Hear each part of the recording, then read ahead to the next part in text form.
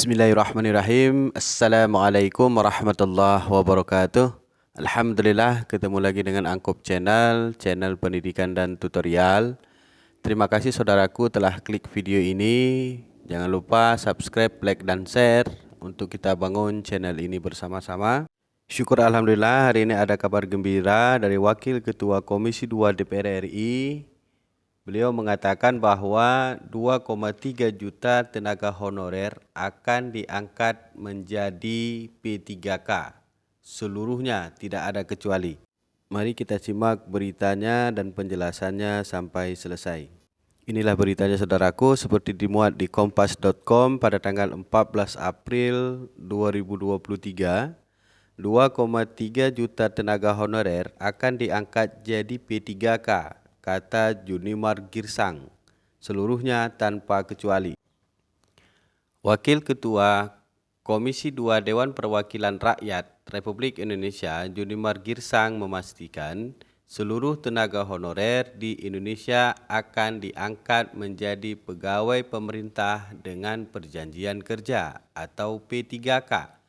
Pengangkatan itu dilakukan pemerintah melalui Kementerian Pendayagunaan Aparatur Negara dan Reformasi Birokrasi Kemenpan RB paling lama pada tanggal 28 November 2023 mendatang.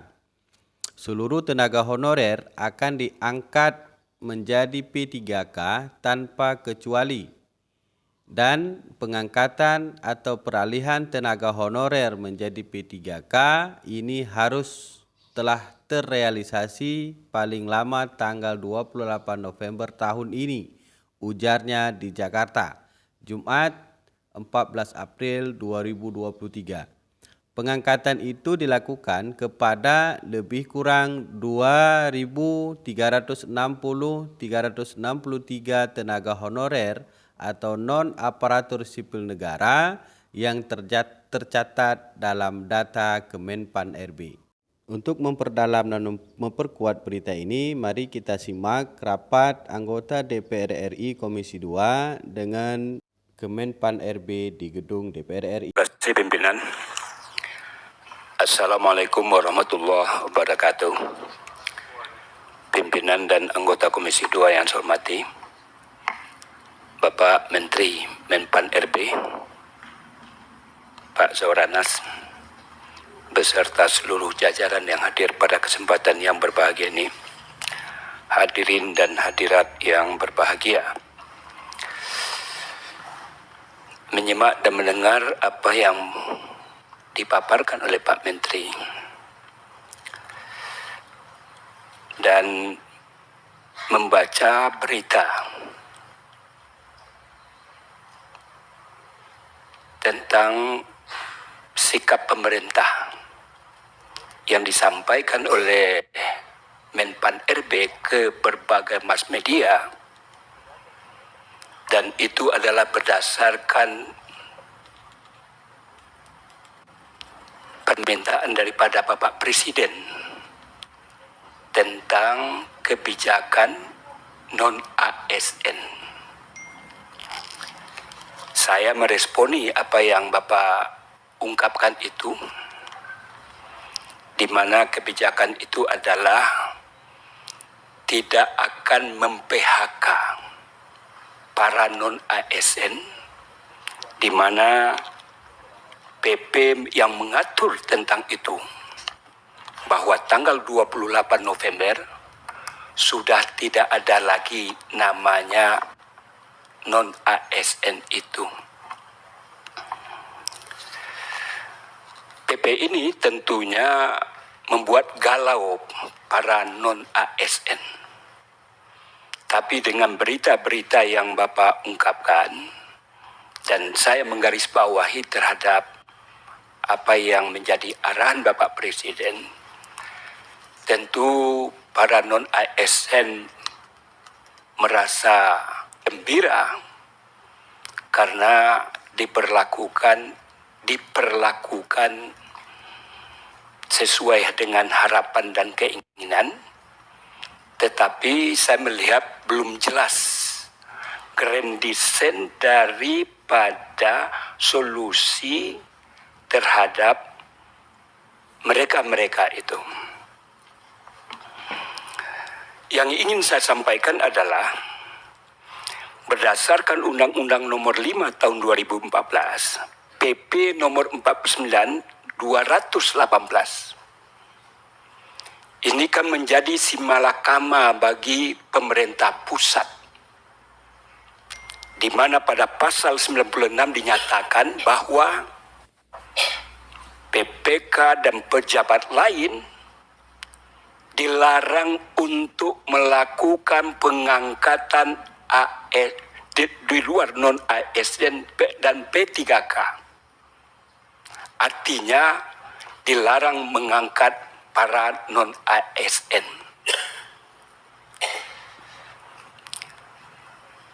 Di satu sisi, Bapak di PP ini juga mengatakan bahwa yang 2018 ke bawah, itu dinyatakan bahwa pegawai non-ASN masih dapat bekerja sampai dengan 2023. Artinya adalah non-ASN yang diangkat sebelum tahun 2018. Logika berpikirnya adalah pasal 96 itu menyatakan di atas 2018 tidak ada satupun institusi ataupun pejabat untuk melakukan pengangkatan non-ASN. Dan kita selalu berbicara tentang hal ini. Berapa sebetulnya jumlah non-ASN itu? Validitasnya sampai detik ini saya katakan juga belum pas. Walaupun Bapak mengatakan dalam buku kerja Bapak ini mengatakan 2,3 juta lebih. Ini bisa saya konfirmasi kepada Bapak, ketika Bapak menyampaikan kepada kami, ada surat edaran yang Bapak sampaikan kepada seluruh institusi, baik pemerintah pusat ataupun daerah, ada yang tidak menjawab. Saya kesal ketika itu. Masa kementerian lembaga, apalagi pemerintah daerah, masih ada, kata Bapak, maaf saya ingat betul itu.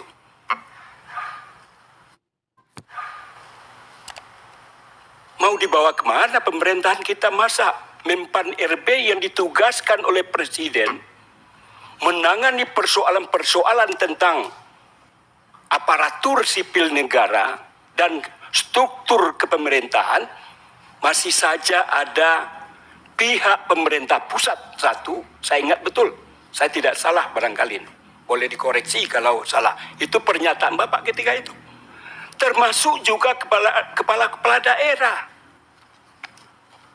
Nah, berkaitan dengan Bapak baru saja masuk sebagai orang yang diberi amanah oleh Presiden sebagai Menpan RB, Bapak keluarkan surat edaran. Saya juga menyampaikan ketika hasil reses dan juga ada konferensi yang dilaksanakan di MPR ini, saya juga adalah sebagai narasumber. Mereka itu mengeluh dan menyampaikan kepada MPR ketika itu, satu di daerah dapil saya ketika itu di Pariaman dan Kabupaten Solo, sikap daripada pemerintah tidak sebetulnya maksud Bapak Menteri ini sangat luar biasa. Untuk menampung semua data-data itu jangan ada yang tinggal. Sehingga Bapak akan membuat grand design mau dikemanakan para non-ASN ini. Kalau non-ASN ini berbagai macam juga levelnya Pak. Yang saya ungkapkan ketika itu adalah di mana BKD tidak meresponi, malah Kepala Dinas Pendidikan Pak. Itu di kota, di Padang Pariaman. Datang para guru kepada saya, dia mengatakan data kami tidak bisa dimasukkan menjadi bahagian dari surat edaran. Saya ingat betul ketika itu standarisasi untuk direkrut minimal umur 56 tahun kalau saya tidak salah. Kedua, masa kerjanya lebih dari 1 tahun. Surat edarannya Bu, kalau saya tidak salah, itu bunyinya. Yang intinya yang ingin saya sampaikan adalah masih banyak Bapak Menteri, kepala-kepala daerah, karena apakah kepentingan politik dan lain sebagainya. Kalau di Kabupaten Solo saya katakan, orang yang sudah berstatus K2 tidak masuk dalam update data itu. Dia menyampaikan ketika itu di sini Pak. Dan ini adalah pengulangan dari apa yang pernah saya sampaikan. Silakan lihat di YouTube nanti. Pernah. Yang ingin saya sampaikan adalah non-ANS ini ketika kami bicarakan Pak, selalu saja naik nilainya Pak. 500.000, 900.000, 1,2, 1,6, sekarang 2,3. Dan 2,3 juta ini pun saya rasa masih banyak masyarakat yang non-ASN itu berharap dia adalah bagian daripada surat edaran yang Bapak sampaikan kepada pemerintah. Oleh karena itu, tentu yang ingin saya pertanyakan adalah bagaimana sikap pemerintah, terutama Bapak Menteri Azwar Anas, yang mengomandoi tentang persoalan-persoalan tentang non-ASN ini terhadap mereka yang dalam tanda kutip dizalimi itu. Karena ada BKD nggak usah dan sebagainya, banyaklah Mbak. Itu salah satu contoh dan banyak lagi. Seperti yang disampaikan, banyak juga yang datang ke sini tentang Satpol PP, pemadam kebakaran dan lain sebagainya. Apa upaya yang ingin Bapak lakukan sehingga update data itu betul-betul valid sehingga Bapak dan pemerintah pusat jelas sikapnya bagaimana terhadap persoalan itu. Oleh karena itu, kemudian yang kedua adalah bentuk daripada solusi ini bagaimana Pak? Ini yang ditunggu-tunggu. Yang jelas dikatakan bahwa 28 November tidak ada yang dibakar. Syukur Alhamdulillah. Ini kebijakan yang sangat luar biasa dan ini adalah yang ditunggu-tunggu. Kalaulah memang ini tidak akan dilakukan PHK dan lain sebagainya, kalimat-kalimat yang tidak akan merugikan para non-ASN, supaya jelas pula masa depan mereka itu dengan berbagai macam ragam bentuk daripada non-ASN itu, kira-kira solusi yang akan diberikan dan akan dicarikan solusi oleh pemerintah bersama DPR itu, usulan dari Bapak itu kira-kira seperti apa. Ini Zoom Pak, ini didengar oleh semua, ditunggu-tunggu Pak. Kalau Bapak ke sini nih, para non-ASN itu menonton dari Aceh sampai Papua Pak. Karena menyangkut harkat martabat kehidupan mereka masa depan. Tolong juga kebijakan yang transparan, jangan ini hanya angin surga karena kita akan menghadapi pemilu. Jangan begini Pak. Kami profesional dalam menyikapi itu. Kalaupun kami ini adalah politisi, harus jelas mau dibawa kemana para non-ASN sebagaimana yang dijanjikan oleh pemerintah, apalagi apa yang disampaikan oleh Pak Samsuri Rizal tadi. Anggarannya tidak membengkak, kemudian kesejahteraannya tidak diturunkan, di satu sisi pemasukan kita bagaimana. Ini kan sesuatu yang dilematis. Ini yang perlu saya minta penjelasan dari Pak Menteri. Kemudian saya menggarisbawahi apa yang disampaikan oleh Pak Junimar. Saya ketika itu merasa sudah ada win-win solution tentang DPR, tentang kesekretariatan. Saya barangkali sudah 3,5 tahun dan maaf Pak, sebetulnya saya tidak mau bicara tentang hal ini. Saya bilang sama pimpinan tadi.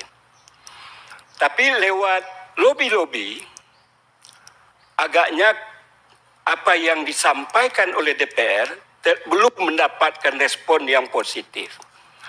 Saya perlu juga memberikan gambaran, jangan disamakan DPR ini, lembaga ini dengan kementerian dan lembaga Bapak Ibu, Pak Menteri. Saya 3 periode di DPRD Provinsi, Pak. Pak Menteri pernah jadi bupati. Bahwa seorang sekjen, seorang sekretaris DPR itu berbeda pelayanannya dibandingkan dengan kementerian dan lembaga, Pak. Bosnya sekjen ini bukan hanya pimpinan DPR. Bosnya DPR, sekjen ini seluruh anggota DPR, Pak. Saya tidak harus melalui ketua untuk berurusan hal-hal yang berkaitan tentang kepentingan pribadi saya dan kawan-kawan, Pak. Kenapa? Karena struktur di kami anggota dewan namanya bukan kepala. Kalau kepala adalah bersifat horizontal dan sifatnya adalah komando dan patuh dan taat apa yang dikatakan oleh kepala. Sedangkan ketua adalah fasilitator, Pak. Mengeluh para sekretariat itu, Pak. Sekretaris DPR, termasuk sekretaris beliau ini, sekjen kita ini, Pak. Artinya yang ingin saya sampaikan adalah pola perilaku manajemen di pemerintahan ini harusnya tentu harus kita bedakan antara eksekutif, legislatif, yudikatif. Memang jumlahnya 575, tapi ragam kepala dari 575 ini kalau nggak piawai sekjen ini, barangkali sudah stroke beliau ini. Saya kasihan melihat beliau nih, Pak, nggak pernah duduk sini nih. Ini karena perintah ketua tadi. Nggak berani juga beliau duduk sini, Pak. Tapi karena ingin bagaimana komunikasi kita harmonis, apa yang disampaikan dan lain sebagainya. Itu salah satu bentuk. Yang kedua, ada kebijakan dari Menpan RB yang dikatakan tadi oleh Pak Junimar. Ada 4 lembaga, Kejaksaan, Mahkamah Agung, BIN, dosen. Tentu kami berharap juga saya ini, Pak, kepada Pak Menpan RB, kenapa tidak juga diberlakukan hal yang sama terhadap apa yang menjadi rintihan dari Pak Sekjen kita ini. Oleh karena itu saya minta kepada Pak Sekjen, Pak Menteri Pak Menteri ATR BPN untuk Menpan RB ya. Ini kabar nanti.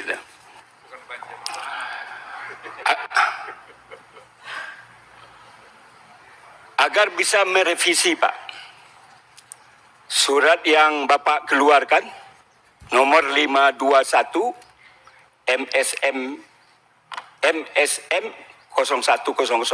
2003 untuk membuka ruang sebagaimana yang saya katakan tadi, Pak. Mudah-mudahan ini jangan menjadi, kalau saya ilustrasikan panjang, Pak. Kerja daripada sekretariat ini nggak sama dengan di institusi yang lain, bisa kerjanya itu sampai pagi, Pak. Dan itu pernah saya alami, Pak. Sampai subuh, lanjut lagi rapatnya, Pak, jam 10. Setelah baru ketok palunya jam 4, jam 5, lanjut kita briefing. Dan itu tidak hanya kami anggota panja atau pansus, tetapi pasti didampingi oleh sekretariat. Inilah dedikasi yang dipersembahkan oleh sekretariat kami. Tentu baru pertama kali saya ngomong, Pak, maaf, saya sebetulnya nggak berkehendak, tapi karena perintah Pak Junimar, itu yang disampaikan tadi, betul serius, Pak. Malu saya bicara, ini sebetulnya lewat lobby antara Pak Junimar, Pak Doli dan pimpinan yang lain dengan Pak Menteri. Menurut hemat saya ini sudah selesai nih. Ini masalah rumah tangga kita cukup dibicarakan secara personal, tetapi karena ini sudah beberapa kali dilakukan oleh Sekjen DPR RI, saya terpaksa juga untuk mengungkapkan ini karena ini adalah juga merupakan aspirasi dari anggota DPR RI. Bukan Komisi 2 saja nih, Pak.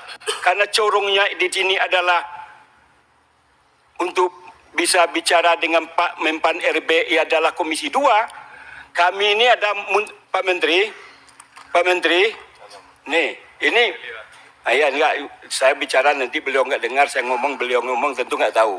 Saya ingin sampaikan adalah ini adalah aspirasi kawan-kawan anggota komisi dari 1 sampai dengan 11 dan juga alat kelengkapan dewan lainnya. Jadi jangan Bapak lihat ini adalah aspirasi komisi 2. Barangkali demikian pimpinan. Terima kasih. Assalamualaikum warahmatullahi wabarakatuh. Waalaikumsalam warahmatullahi wabarakatuh. Terima kasih Pak Gus Padigaus.